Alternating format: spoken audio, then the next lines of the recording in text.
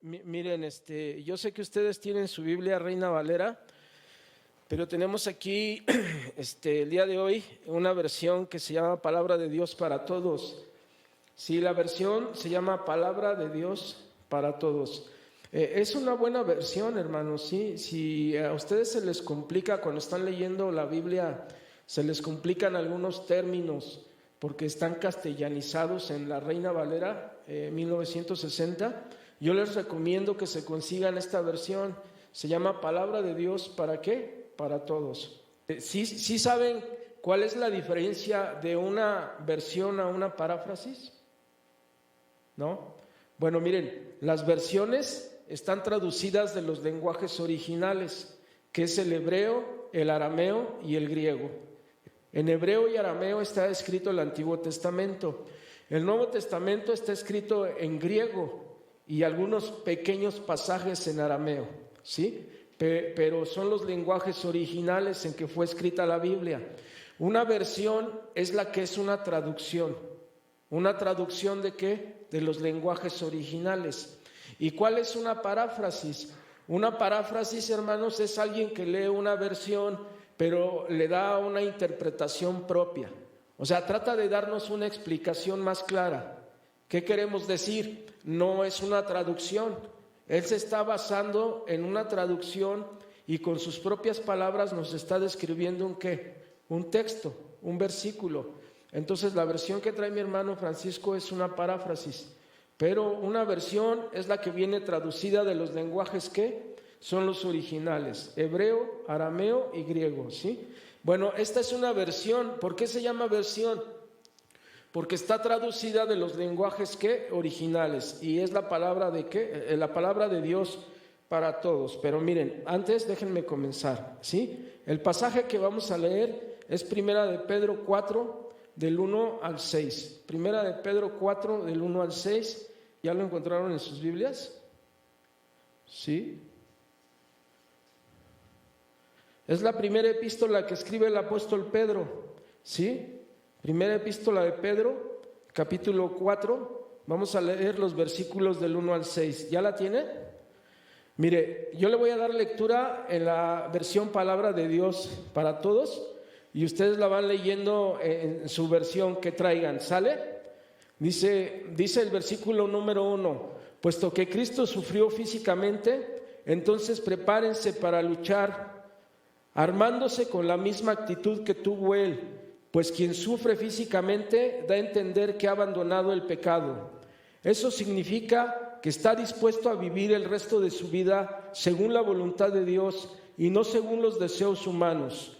Ustedes, que ya han vivido suficiente tiempo como personas que no creen en Dios, cometían pecados sexuales y hacían todo el mal que querían. Se emborrachaban, andaban en orgías, en parrandas y adoraban a ídolos abominables. Por eso a los que no creen ahora les parece extraño que ustedes ya no se unan a ellos en sus vidas perdidas y desenfrenadas, y por eso hablan mal de ustedes.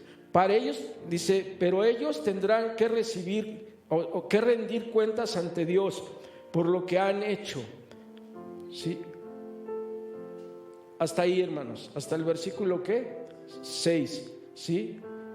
Él vendrá pronto, dice, a juzgar a todos, tanto a los que estén vivos como a los que ya hayan muerto. Por esta razón se les anunció la buena noticia de salvación a los que se dan por muertos.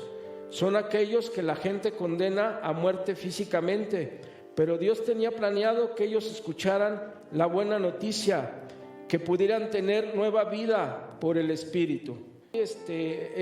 ¿Sí coincidió, hermanos, con su versión o cambia algo?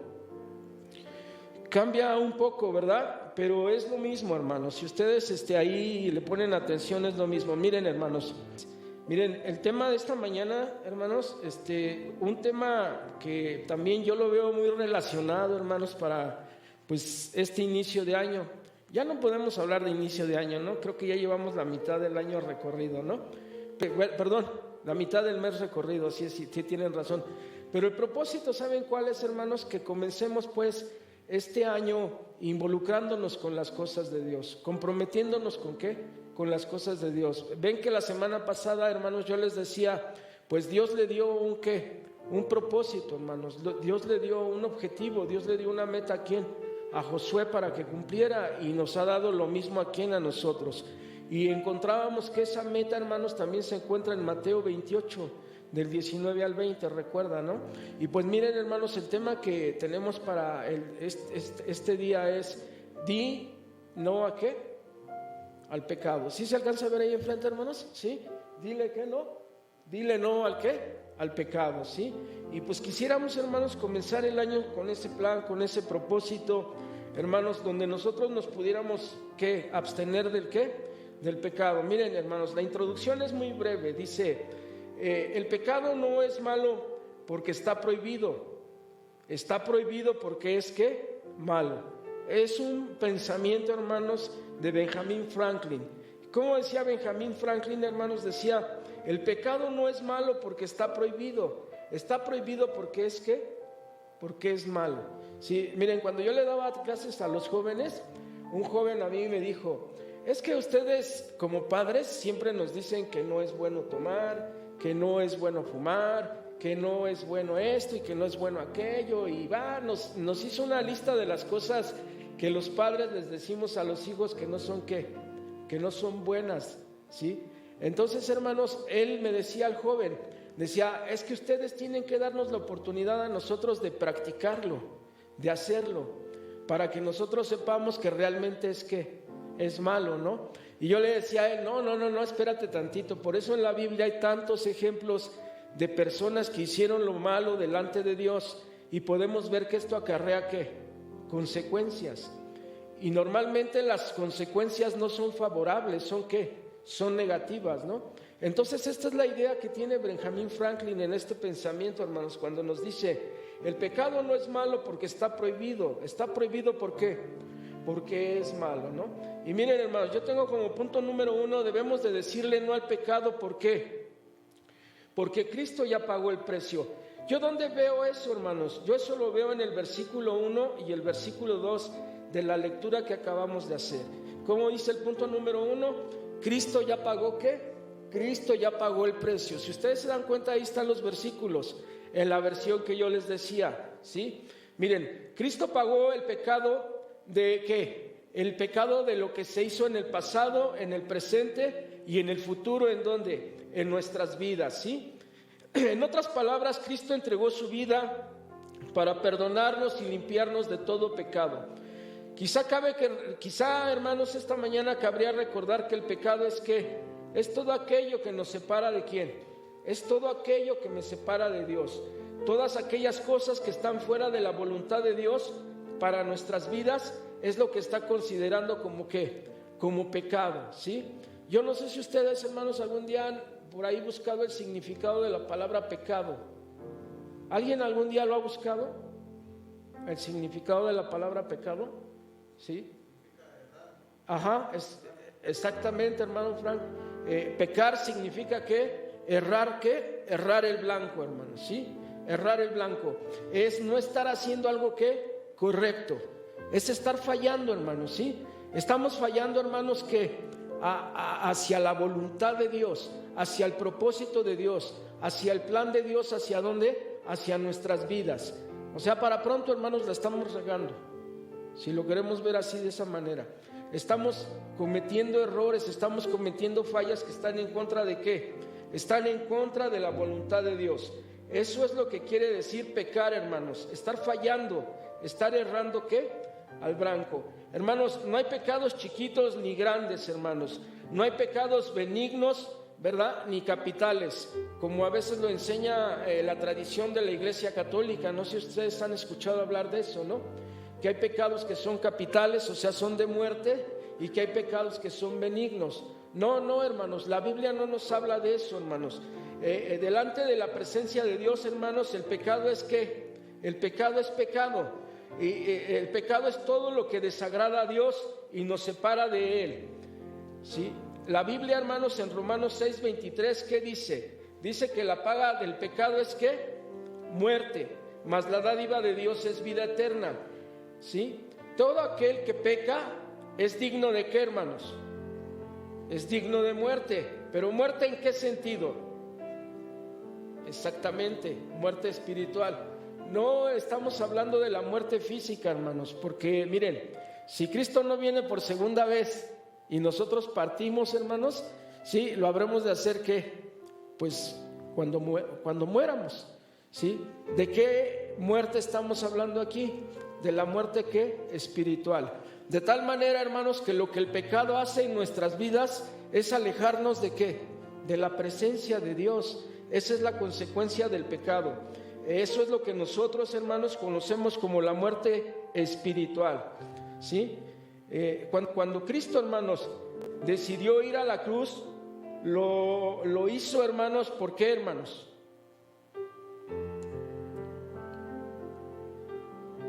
Lo hizo por amor a nosotros, pero si nosotros nos ponemos a reflexionar, lo hizo, hermanos, pensando en el pecado que nosotros ¿qué? Que nosotros habíamos cometido, ¿sí? Lo hizo por amor a nosotros, hermanos. Pero ¿qué era lo que Él tenía que hacer, hermanos, para que nuestros pecados fueran perdonados? Padecer, sufrir por nosotros, ¿en dónde? En la cruz, ¿sí? Derramar hasta la última gota de su sangre para que nuestros pecados fueran ¿cómo? Fueran limpiados, sí. Son limpiados por la sangre ¿de quién? De Jesús, derramada ¿en dónde? En la cruz, en el monte Calvario, hermanos, ¿sí? Miren, hermanos, la muerte del Señor Jesucristo no es un mito, hermanos, ¿sí? No es un cuento, hermanos, ¿sí? No sé, a mí me tocó escuchar algunas veces cuando las maestras de escuela bíblica dominical daban clases a los niños y les decían, déjame que te cuente un cuento, ¿no? Y comenzaban, hermanos, a narrar historias de lo que ocurrió en la pasión del Señor Jesucristo. No, hermanos, ¿sí? El padecimiento del Señor Jesucristo en la cruz del monte Calvario no es, ¿qué, hermanos? No es un cuento, hermanos, no es una fábula. ¿Qué es el sacrificio del Señor Jesús en la cruz? Hermanos, es un acontecimiento histórico. ¿Es un hecho qué? Es un hecho real. Si le puedes decir a la persona, te voy a hablar de un hecho histórico, te voy a hablar de un hecho real, te voy a hablar de algo que ocurrió. ¿Y que ocurrió en dónde? En la cruz. Pero no les digamos, hermanos, a nuestros niños cuando les hablemos de esto, te voy a platicar ¿qué? Un cuento, ¿sí? Es una historia, es un acontecimiento ¿qué, hermanos? Real. Es un acontecimiento histórico, el sufrimiento del Señor Jesucristo en la cruz ¿de qué? Del monte Calvario. Además de todo, hermanos, fue profetizado ¿en qué? En el Antiguo Testamento, por grandes siervos del Señor, como ¿quién? Como Isaías. Isaías se lleva a cabo varios, hermanos, varios capítulos de su libro describiendo el padecimiento de Jesús en la cruz que aún ¿qué? Que aún no ocurría. Hacía falta que pasaran 700 años, hermanos, para que esto fuera ¿qué? Un hecho, una realidad. Con 700 años de anticipación lo predijo ¿quién? Isaías. Por eso Isaías, hermanos, también es conocido como el quinto ¿qué? Como el quinto evangelio. Cuando le entregamos nuestras vidas a Cristo y hacemos nuestro su sacrificio en la cruz, también hacemos nuestra su victoria al resucitar y al estar a la diestra del Padre. Hermanos, podemos decirle no al pecado, porque Cristo nos capacita ¿para qué? Para ello, para vivir ¿en qué? Para vivir en santidad. Aquí cabe resaltar una pregunta, hermanos, que yo quisiera que participaran y me ayudaran a contestarla. ¿Por qué seguimos pecando, hermanos, si ya Cristo nos ha capacitado para abandonar el pecado? Si cuando recibimos a Jesucristo como Señor y Salvador de nuestras vidas, ¿verdad? Se dice que ya estamos capacitados, hermanos, ¿para qué? Para abandonar el pecado. La pregunta es, ¿por qué continuamos pecando? ¿Por qué seguimos haciendo cosas que no están de acuerdo a la voluntad de Dios? Digamos algunos ejemplos, hermanos, cuando nos metemos en murmuraciones. ¿Algún otro ejemplo, hermanos? Por ejemplo, quienes acostumbran a pedir algo prestado y ya no lo regresamos. ¿Algún otro ejemplo, hermanos, cuando te sabes algún chisme y lo traes ahí cargando y lo traes ahí cargando y de repente lo comienzas a compartir y te vuelves parte de ¿qué? Y te vuelves parte del chisme, ¿no? O sabemos que la palabra de Dios dice que no debemos de robar y está la oportunidad y caemos en la ocasión de robar. ¿Por qué seguimos haciendo eso, hermanos? Si cuando recibimos a Jesús, Él nos ha dado los elementos, Él nos ha dado las herramientas para dejar de pecar. ¿Cuál creen que ustedes que sea la respuesta? No hemos querido usar las herramientas que Dios nos dio. O sea, no hemos obedecido su palabra. Exacto. No hemos querido utilizar las herramientas que Él nos dio y seguimos ¿qué? ¿Seguimos cometiendo pecado? ¿Sí? ¿Está usted de acuerdo en eso? Amén. No llevamos a cabo lo que Él nos está pidiendo, ¿no? Fíjese que lo sabemos, lo conocemos, pero no ¿qué? No lo hacemos, ¿sí? No lo estamos haciendo. Pero miren, hermanos, yo estuve, orando, estudiando, leyendo en el transcurso de la semana. Y yo, hermanos, no crean que los que estamos acá parados, hermanos, nos excluimos de lo que estamos predicando, de lo que estamos compartiendo. Los que estamos acá parados, hermanos, también estamos involucrados en esto y también estamos atravesando por el proceso. ¿Por qué les decía esto, hermanos? Yo sí reflexionaba en el transcurso de la semana y yo en oración le preguntaba al Padre: Señor, ¿por qué seguimos haciendo cosas que no te agradan cuando ya sabemos que no debemos de hacerlas? Si yo ya, Señor, en mi corazón y en mi cerebro tengo guardado ese texto que dice que nosotros vamos a dar cuentas delante de ti de toda palabra ociosa que salga de mi boca, ¿por qué sigo, Señor, utilizando las groserías? ¿Por qué se me siguen saliendo, Señor? ¿Por qué cuando alguien pasa y comete una imprudencia, lo primero que te sale de los labios es una majadería? ¿Por qué no una oración? ¿Por qué lo seguimos haciendo? Esa era mi oración en el transcurso de la semana. Y yo no sé, hermanos, si fue la respuesta de Dios, pero ¿saben a qué conclusión llegué, hermanos? Lo hacemos porque no estamos dispuestos a abandonar algo. No queremos abandonar algo, hermanos. No queremos abandonar el hábito de las palabras ociosas. No queremos, hermanos, abandonar las cosas que nos agradan, las cosas que nos gustan, las cosas que nos apasionan, hermanos. Las cosas que nos llaman la atención, no queremos abandonarlas, queremos seguirlas queremos seguirlas teniendo. ¿Recuerdan que la semana pasada hablábamos del pueblo de Israel, hermanos, que salió de la tierra de Egipto después de esos 430 años de esclavitud? ¿Recuerdan que hablamos que el Señor ya los había sacado y que los traía en dirección hacia la tierra prometida? ¿Recuerdan que cuando el Señor, hermanos, les ofrece la tierra prometida y les pide que vayan y que la conquisten, y que no las van a conquistar por medio de sus capacidades, sino que Él va a ir con ellos y se las va a entregar, se las va a dar? ¿Recuerdan cuál fue la respuesta? ¿Recuerdan de qué se quejaban? ¿Dónde estaba su corazón, hermanos de la nación? Seguían las cosas que de allá atrás, del pasado, hermanos. Ellos ya estaban libres, pero sus corazones y sus mentes seguían ¿dónde? Seguían anhelando todas y cada una de esas cosas que habían tenido ¿en dónde? En Egipto. Yo creo, hermanos, que a veces seguimos cometiendo pecado, que a veces seguimos practicando el pecado, porque no queremos abandonar estas cosas. Seguimos viviendo con ellas, seguimos tratando con ellas, no las hemos dejado atrás, no las hemos dejado en el pasado. Y miren, hermanos, a veces no te falta el conocimiento, porque lo tienes el mandamiento acá en tu cabeza, en la mente, lo tienes grabado, pero ¿qué es lo que nos hace falta? Bajarlo al corazón, para que se haga un hecho, para que se haga una realidad. No es cuánto sabemos de la Biblia, sino es cuánto de la Biblia estamos estamos viviendo, estamos aplicando. Y cuando nosotros aplicamos la Biblia, la bajamos al corazón, abandonamos muchas cosas que no le agradan ¿a quién? Que no le agradan a Dios. Porque realmente eso es pecado, hermanos.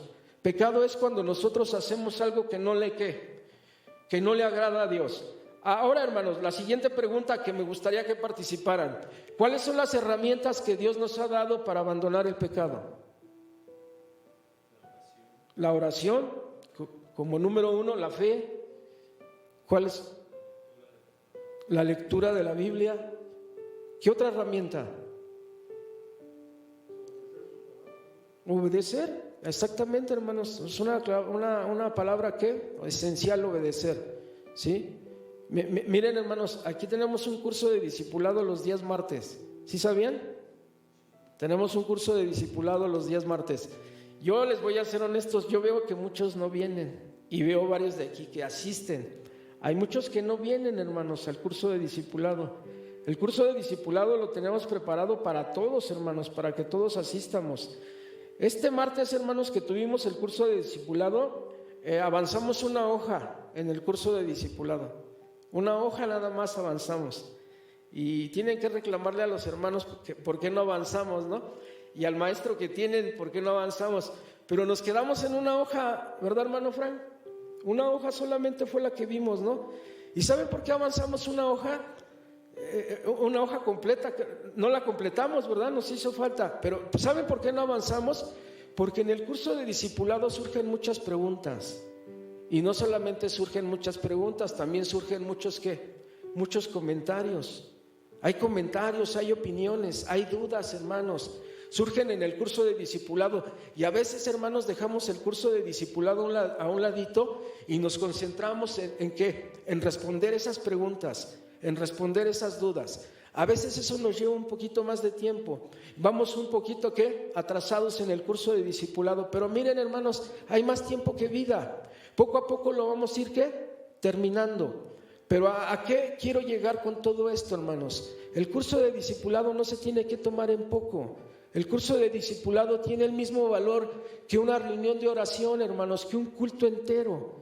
El curso de discipulado es importante porque ahí aprendemos, hermanos, lo que Dios quiere para nosotros, lo que Dios tiene para nosotros. Y, hermanos, es solamente cuando nosotros aprendemos esto que dejamos de practicar cosas, hermanos, que ya no le agradan a quién, que ya no le agradan a Dios. No podemos dejar de hacer cosas, hermanos, que no sabemos que están en contra de la voluntad de quién, de Dios.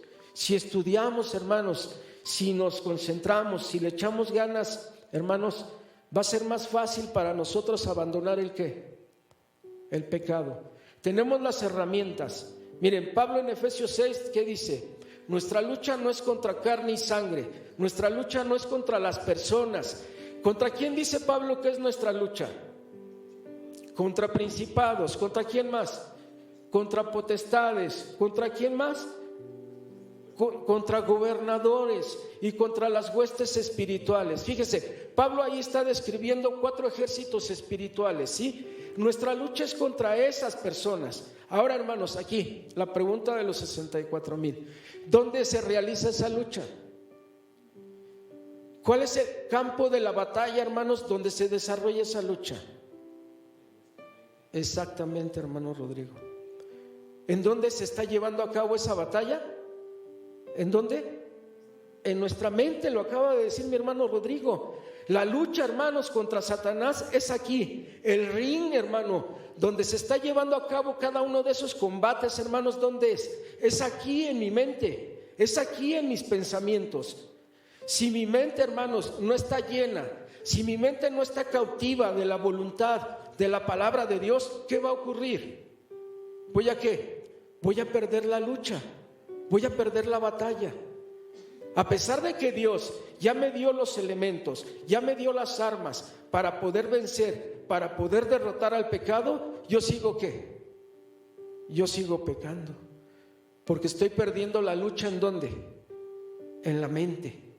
¿Por qué estoy perdiendo la lucha en la mente? Porque me hace falta capacitarme, porque me hace falta ¿qué? Prepararme, me hace falta conocer la voluntad de ¿quién? De Dios. Ahora, Jesús ya pagó el precio para darme la victoria ¿sobre qué? Sobre el pecado. Solo que yo tengo que hacer mío ese ¿qué? Pues esa victoria. ¿Y cómo la hago mía? Orando, asistiendo a ¿qué, hermanos? a los periodos de ¿qué? De discipulado, asistiendo a los cultos. Pregunta, hermanos, ¿es algo difícil? ¿Será difícil cumplir con estas cosas? ¿No? Si yo nomás oí un no por acá, hermanos. Debe de haber ese anhelo, debe de haber ese deseo en donde, en tu corazón, ¿no? Bueno, ¿por qué debemos de decir no al pecado? Porque Cristo ya pagó ¿qué? El precio. Ahora, fíjense, como punto número 2, debemos de decir no al pecado. ¿Por qué? Porque en Cristo tenemos una vida ¿qué? Una vida nueva. Cuando no tenemos a Cristo como nuestro Señor y Salvador, ¿verdad? La vida gira en torno a nuestros propios deseos y placeres. Lo único que nos guía es el placer, las satisfacciones personales, las cuales muchas veces no tienen nada que ver en lo más mínimo con la voluntad de Dios para nuestras vidas. ¿No pasa eso, hermanos? ¿No nos pasa eso? ¿O será mentira esto? Que cuando no tenemos a Cristo como nuestro Señor y nuestro Salvador, en lo único que pensamos es en qué, hermanos, en los placeres, en los deleites de la ¿qué? De la carne. ¿Y qué tiene que ver eso con la voluntad de Dios, hermanos, para nuestras vidas? Absolutamente ¿qué? Nada. Cuando conocemos personalmente a Cristo y empezamos a conocer la voluntad de Dios para nuestras vidas, todo cambia, porque Cristo nos ha dado una nueva vida y nos ha dado una nueva oportunidad. Nos da ¿qué? Vida eterna, ¿sí? Cuando tú conoces a Cristo, muchos planes, muchos proyectos, muchos propósitos que hay en tu vida, ¿qué pasa con ellos? Cambian. ¿Sí se acuerda usted de Pablo, hermano? ¿Sí se acuerda de Pablo? Sí se acuerda, hermanos, que en Filipenses, hermanos, ahí en capítulo 3, ¿sí? Pablo, hermanos, saca sus ¿qué? Saca sus credenciales. ¿Sí recuerda usted eso? O sea, Pablo lo que está diciendo ahí, hermanos, dice: cuando yo abrigaba el Antiguo Testamento, cuando yo abrigaba la ley, ¿yo cómo la cumplí? La cumplí a la perfección. Era irreprensible. No había nadie que me pudiera refutar algo. Eso era Pablo. ¿En dónde, hermanos? En el pasado. ¿Sí está usted de acuerdo? O sea, la vida antigua de Pablo, hermanos, sí, se basaba en todas estas en todas estas credenciales, hermanos, ¿sí? Pablo había luchado, hermanos. Pablo se había esforzado para tener todo eso. ¿En dónde? En su vida. Hay muchas personas, hermanos, que coinciden en que Pablo iba a pertenecer al Sanedrín. El Sanedrín estaba compuesto, hermanos, de 70 príncipes del pueblo de Israel. Y estos 70 príncipes, hermanos, tomaban las decisiones que se llevaban a cabo dentro de ¿qué? Dentro del pueblo de Israel. Estos 70 príncipes. Pablo, hermanos, era uno de los principales. ¿Por qué se dice que era uno de los principales? No sé si usted lo recuerda, pero cuando usted se va al capítulo 9 del libro de Hechos, dice que Pablo perseguía a la iglesia del Señor Jesucristo, hermanos, ¿sí? Pablo, hermanos, los perseguía. Pablo, cuando los encontraba, hermanos, los hacía que negaran el nombre de ¿quién? El nombre de Cristo Jesús. Si usted se va a Hechos capítulo 7, hermanos, se va a dar cuenta que Pablo está presente cuando las personas matan ¿a quién? Al primer mártir, hermanos, de la iglesia cristiana primitiva, que es ¿quién? Que es Esteban. Pablo está deteniendo las ropas, hermanos, de estas personas. ¿Sabe por qué estaba Pablo ahí presente, hermanos? Porque Pablo pertenecía al Sanedrín. Pablo traía todas las credenciales, hermanos. Pablo traía todos los permisos para perseguir a la iglesia ¿de quién? Del Señor Jesucristo. Pablo traía, hermanos, toda la autoridad que le daba el pueblo de Israel para perseguir ¿a quién? A la iglesia. Pablo, hermanos, era un hombre de Dios que se había esforzado, hermanos. Pablo, hermanos, era un hombre de Dios que tenía todo el conocimiento, hermanos, en la ley del Antiguo Testamento, ¿sí? Pablo, hermanos, tenía muchísimas credenciales que le hacían ver bien delante de los hombres y delante del mismo pueblo de Israel, ¿sí? Y entonces, ¿qué dice Pablo, hermanos? Fíjese bien lo que dice Pablo, que él tiene un encuentro con Jesús, y ese encuentro otra vez lo tiene en Hechos capítulo 9. Y cuando Pablo, hermanos, tiene ese encuentro con Jesucristo, a partir de ese momento, hermanos, él deja esa antigua vida, hermanos. Él deja esa antigua manera de ¿qué? Esa antigua manera de ser, esa antigua manera de pensar. Hermanos, lo que él antes había considerado como valioso, hermanos, lo que él antes había considerado, hermanos, como algo importante, ahora lo ha dejado en donde, hermanos, ahora lo ha dejado en el pasado, ahora lo ha dejado atrás, porque cuando ha tenido ese encuentro con Jesucristo, él se ha dado cuenta, hermanos, que Cristo lo ha traído a una vida nueva, hermanos, ¿sí? Lo que antes se consideraba importante, lo que antes se consideraba valioso, ya no tiene significado para Pablo. Ahora, ¿qué es lo más importante para Pablo, hermanos? Esforzarse por conocer cada día más a quién, a Cristo. Tener cada día, hermanos, un conocimiento mayor, un conocimiento más profundo relacionado con quién, con Cristo.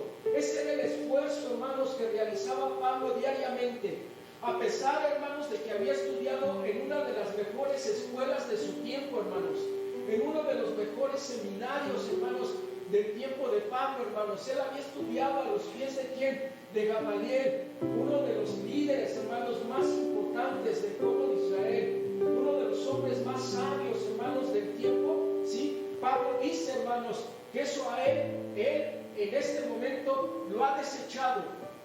Ahora para él lo más importante es que es este encuentro, hermanos, que ha tenido con Jesucristo. Él se esfuerza por conocer diariamente a Jesús. Y otra vez yo vuelvo, hermanos, a los cursos que tenemos aquí. Otra vez yo vuelvo, hermanos, a los periodos de oración que tenemos dentro de la iglesia. Otra vez yo vuelvo, hermanos, a que como iglesia realicemos, hermanos, una actividad evangelística donde podamos compartir el evangelio. ¿Saben por qué, hermanos? Porque miren, a pesar de todo el conocimiento que tenía Pablo, a pesar de todo lo que él sabía, él se esforzaba diariamente. ¿Por qué? Por conocer más a Jesús, por servir más a quién, a Jesús. Pablo, hermanos, se identificaba con lo que simboliza el bautizo. ¿Qué es lo que simboliza el bautizo, hermanos? A ver, ¿quién se acuerda qué simboliza el bautizo? Exactamente, hermanos, la muerte y qué, y la resurrección. A ver, cuando usted, hermano, sumerge al creyente dentro del bautisterio, cuando usted lo sumerge, hermano, sí, la palabra bautizo significa que inmersión. La palabra bautizo significa sumergir por completo en el agua. ¿Y qué está simbolizando que usted sumerge por completo en el agua al creyente? Está simbolizando que lo está sepultando. Lo está sepultando. Por eso es un simbolismo, hermano, ¿sí? Usted lo cubre por completo con el agua y usted lo está sepultando. ¿Qué simboliza eso, hermanos? ¿Sí? Espiritualmente hablando, simboliza, hermanos, que su antigua manera de ser, que su antigua manera de vivir ha quedado ¿qué? Ha quedado en el pasado, ha quedado sepultada.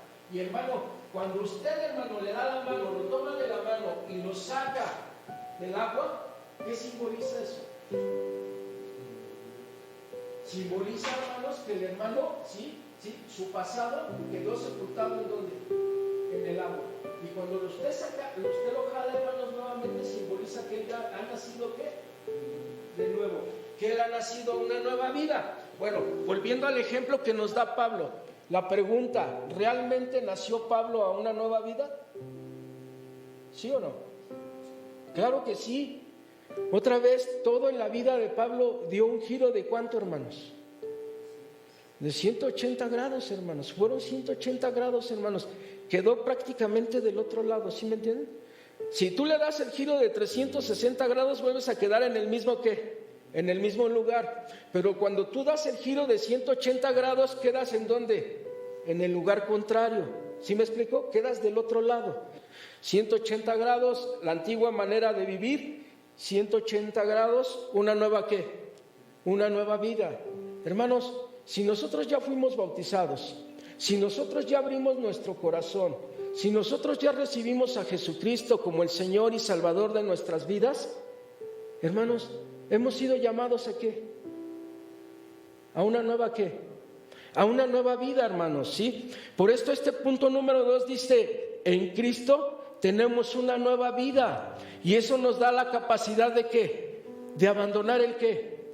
El pecado. Mire, hermanos, no lo diga como, por ejemplo, yo escuché en una predicación que lo usaron como una ilustración, ¿sí? Decían que era un hombre un varón que tomaba mucho, pero él, hermanos, abrió su corazón, recibió a Cristo como su Señor y su Salvador, y se empezó a comprometer, hermanos, en la iglesia y todo, ¿no? Pero con el tiempo, hermanos, el hermano cayó otra vez. ¿En qué cree? En el alcohol. Y entonces el pastor fue y lo confrontó. Dijo: perdón, hermano, pero usted ya se bautizó, usted ya recibió a Jesucristo como Señor y Salvador de su vida. Usted ya nació a una nueva vida. ¿Sabe qué fue lo que dijo el hermano? Pues es que este hermano que volvió a nacer nació con el mismo hábito. Le sigue gustando el alcohol. Hermano, pues si hemos nacido una nueva vida, no podemos seguir practicando la mentira. No podemos seguir practicando, ¿qué, hermanos? El chisme. No podemos seguir robando, hermanos. No podemos seguir mintiendo, hermanos. ¿Me explico? ¿Sí me explico qué es lo que estoy diciendo, hermanos? ¿Por qué debemos de abandonar el pecado, hermanos? Porque en Cristo nosotros hemos sido llamados ¿a qué? A tener una nueva, ¿qué, hermanos? Una nueva vida. No podemos seguir cometiendo los mismos errores. Tenemos que esforzarnos, hermanos. Si entendemos este mensaje a partir del día de hoy, hermanos, tenemos que hacer ese compromiso con el Señor Jesucristo y decirle: Padre, tú mejor que nadie conoces mis debilidades, tú mejor que nadie conoces los pecados que aún siguen abrigados en mi corazón. Tú eres el único que tienes el poder y la capacidad de ¿qué?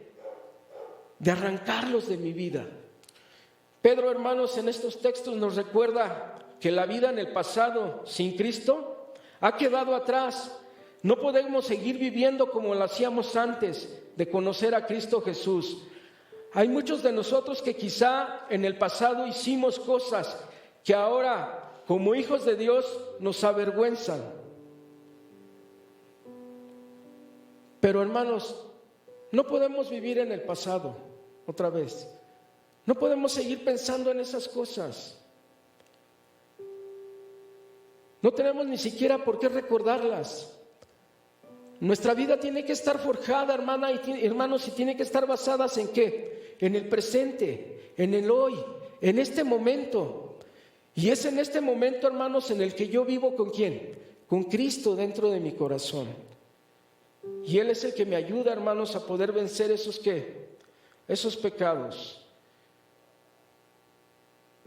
En estos textos que leímos, hermanos, Pedro nos menciona por lo menos 6 clases de pecados específicos, hermanos, que debemos de abandonar. Miren, número 1 dice el desenfreno o la pérdida de control, o no tener límites, abandonando la moral y la ética, ¿sí? El segundo, hermanos, ¿sí? Las pasiones o lascivias. Esto habla de un comportamiento insolente, sin vergüenza, que se torna ¿en qué? En un desenfreno y sin control en la vida de una persona. Habla también de las borracheras, hermanos. ¿Y qué es una borrachera? Pues el gusto excesivo por el ¿qué? Por el vino, hermanos. Habla de las orgías.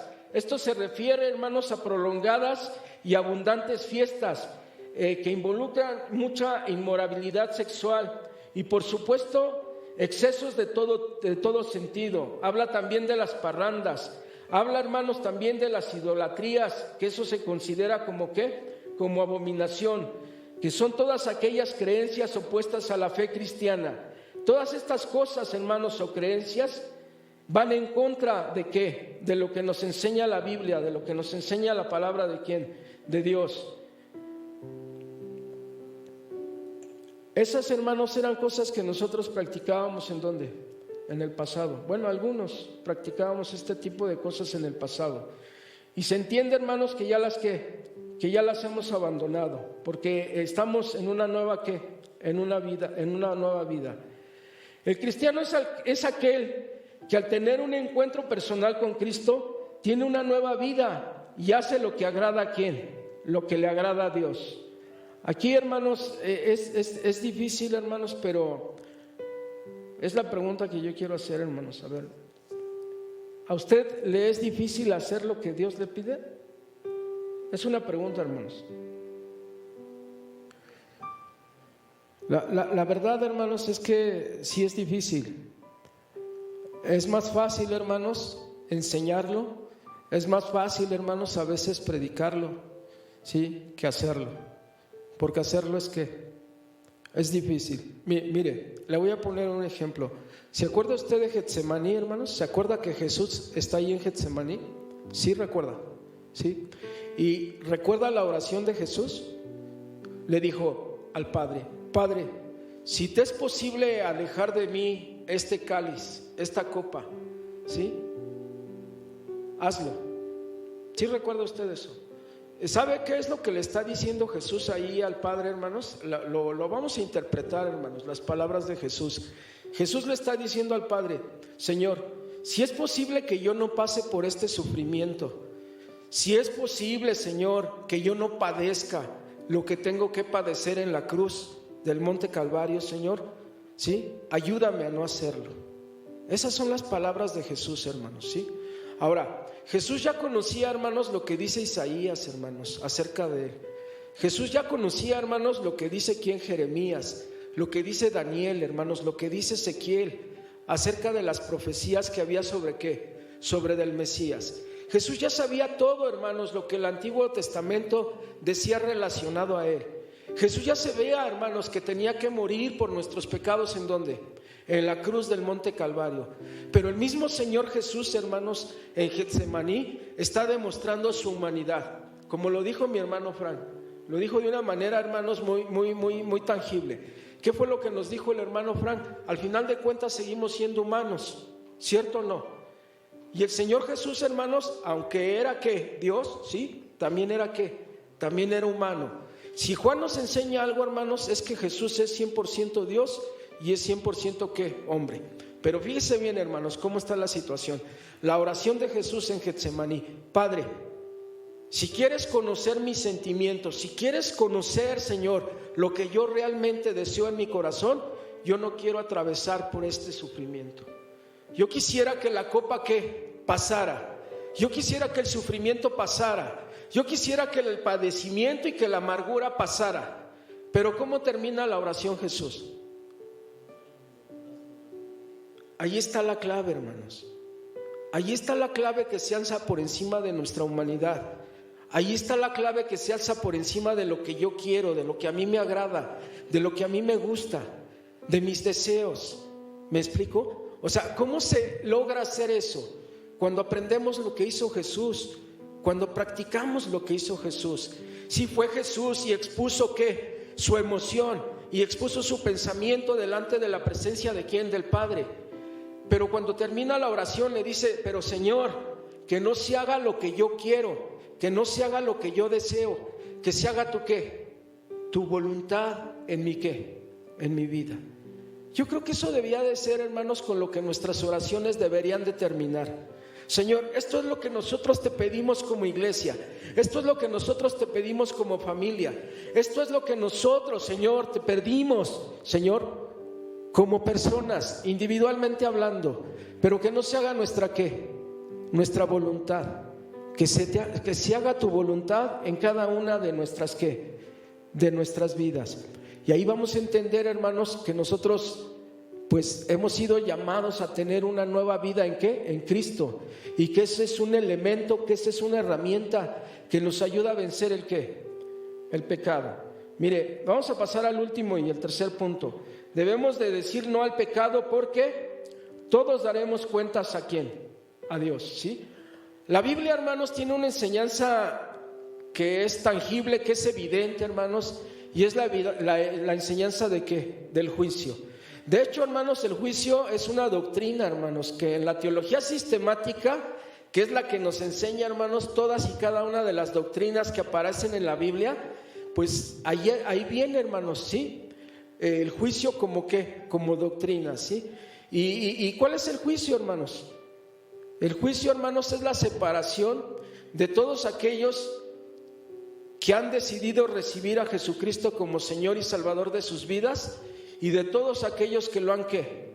Que lo han negado, que lo han rechazado. Sí, porque la oportunidad la hemos tenido todos, pero la decisión es que es personal. Cada uno de nosotros decidimos qué es lo que hacemos con esta invitación. Tú decides si lo recibes como el Señor y Salvador de tu vida. Tú decides si a partir de ese momento tú tienes una relación con Él, a través de la cual tú diariamente eres semejante a Él, o te pareces más a Él que cada día. O tú decides si realmente lo abandonas, si tú lo rechazas y vives de acuerdo a ¿qué? A tu voluntad, de acuerdo a cómo tú quieres vivir la vida, ¿sí? Y hermanos, ¿cuál es el juicio? Es la separación. No sé si usted ha leído Primera de Tesalonicenses capítulo 4, pero ahí habla, hermanos, de la segunda venida del Señor Jesucristo. Y hermanos, es clara, hermanos, la Biblia cuando dice que cuando el Señor Jesús venga por segunda vez, todo ojo le verá, ¿sí? Es de allí, hermanos, que se parte que el Señor Jesús ya no viene, hermanos, aquí a la tierra, sino ya se queda suspendido ¿en dónde? En el aire, hermanos. Y ya es ahí en el aire, hermanos, donde Él recibe ¿a quién? Donde Él recibe a la iglesia, hermanos, donde Él recibe también, porque todos vamos a resucitar, es lo que dice la Biblia, los muertos en Cristo y aún los que no murieron ¿en quién? En Cristo. Y luego, hermanos, también dice que los que estamos vivos también vamos a subir al encuentro ¿con quién? Con Cristo Jesús. ¿En dónde? En las alturas, ¿sí? Y ahí ¿qué se va a llevar a cabo? Se va a llevar a cabo el juicio, se va a llevar a cabo la separación de otra vez, de los que reciben a Jesús como su Señor y su Salvador y de los que no le quieren recibir o no le quisieron recibir. ¿Sí está usted de acuerdo conmigo, hermanos? El destino de las personas que practican, que realizan cosas que desagradan a Dios, ¿cuál es? Es el infierno. Aunque no lo queramos enseñar, hermanos, aunque no lo queramos predicar, el infierno es una realidad, el infierno existe. ¿Y saben en dónde se encuentra el infierno? También se ha dicho, hermanos, que el infierno se encuentra en la profundidad de la tierra. Se ha dicho, hermanos, que el infierno posiblemente esté en Mercurio, porque es uno de los planetas que está incandescente, hermanos, 12 horas al día. Sí, bueno, le estamos poniendo horario al sistema, bueno, al sistema de ahí del Mercurio, hermanos. Pero miren, hermanos, Mercurio, durante los días cuando le pega el sol, esa cara de Mercurio está fundida, hermanos, está derretida. Y la cara donde no da el sol está congelada. No sé si sabía usted eso, ¿sí? Entonces se ha dicho, hermanos, que a lo mejor el infierno se encuentra en ese lugar. O hay quienes se han atrevido a decir que el infierno también, hermanos, podría estar en el centro del sol.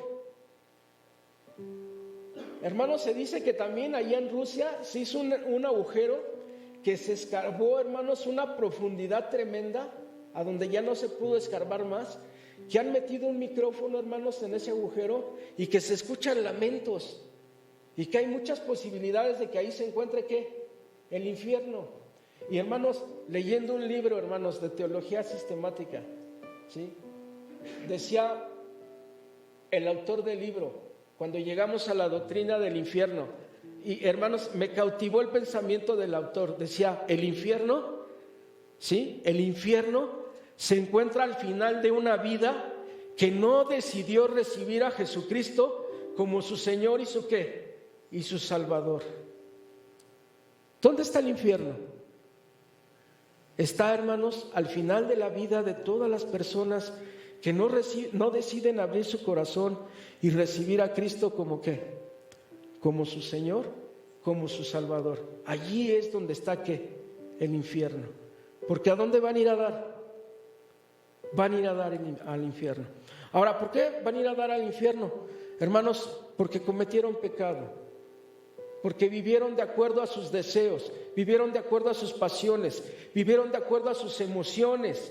Se dejaron llevar solo y exclusivamente por eso. Dejaron la voluntad de Dios para sus vidas a un lado. ¿Y se encuentran en dónde? Se encuentran en el infierno. ¿Por qué debemos de dejar, hermanos, de practicar el pecado? Porque todos daremos cuentas ¿a quién? A Dios. A Dios. Todos, hermanos, ¿sin qué? Sin excepción. Unos, hermanos, sí, dice el Señor Jesucristo que Él separará ¿qué? A las ovejas ¿de quién? de los cabritos. ¿Sí recuerda usted ese texto? Y aquí, hermanos, yo quisiera hacerle otra pregunta. ¿Es Dios, es el Padre el que va a realizar este juicio? ¿Sí? Ya la contestó mi hermano Rodrigo. Hermano, ¿quién es el que va a realizar el juicio? Exactamente, es el Hijo, hermanos. No es el Padre el que nos va a llevar a juicio. ¿Es quién? Es el Hijo. ¿Por qué es el Hijo el que nos lleva a juicio, hermanos? Porque por lo que hizo en la cruz. Porque murió. ¿Por qué? Por nuestros pecados. Para que nuestros pecados fueran perdonados, ¿sí? Si nosotros desechamos ese sacrificio, hermanos, ¿sí? El que es nuestro Salvador, el que es nuestro Redentor, Él también habrá de ser ¿quién? Nuestro juez. Él habrá de ser el que efectúe el juicio. ¿En dónde? En nuestras vidas. Por eso es de vital importancia que nosotros dejemos de ¿qué? De practicar el pecado. Es bien importante, hermanos, que dejemos de ¿qué? De hacerlo. Que reflexionemos si realmente vale la pena, hermanos, dejarnos llevar por los deseos, por las pasiones de la carne, en lugar de hacer la voluntad de Dios. ¿Para qué? Para nuestras vidas. Y saber que si lo hacemos, hermanos, vamos a estar por toda una eternidad en la presencia ¿de quién? De Dios. ¿Sí? ¿Sí cree usted eso, hermano? Porque eso lo enseña la Biblia. Bueno, hermanos, el último punto. ¿Por qué debemos de dejar o por qué debemos de decir no al pecado? Porque todos daremos cuenta ¿qué? A Dios de lo que hicimos, hermanos, estando en donde, aquí en la tierra. Miren, hermanos, vamos a terminar. La conclusión es otro pensamiento, hermanos. ¿Sí? ¿Me ayudas a poner ahí la conclusión? Miren, hermanos, T.B. Maston, distinguido profesor de ética cristiana en el Seminario Bautista de Fort Worth, Texas, decía: la vida es demasiado corta y solo vale la pena vivirla haciendo la voluntad ¿de quién? De Dios. Y solo vale la pena vivirla haciendo ¿qué? Haciendo la voluntad de Dios. Otra vez dijo mi hermano Frank, y yo también lo confirmé, es difícil, ¿cierto o no? Es difícil, porque seguimos siendo ¿qué? Humanos. Pero también nosotros dijimos el ejemplo de Cristo Jesús, ¿se acuerdan? Cristo llevó sus pensamientos, llevó lo que Él deseaba, hermanos, a Jesús en una oración. ¿Y cómo terminó su oración? Le dijo: Padre, eso es lo que yo quiero, pero que no se haga lo que yo quiero, sino que se haga tu voluntad en mi vida. Mira, hermano, quien tiene en poco el pecado, jamás ha tenido en mucho a Cristo. Amado hermano, amada hermana, dígale no al pecado y viva para agradar a Dios. Gracias, hermanos. Que Dios me los bendiga.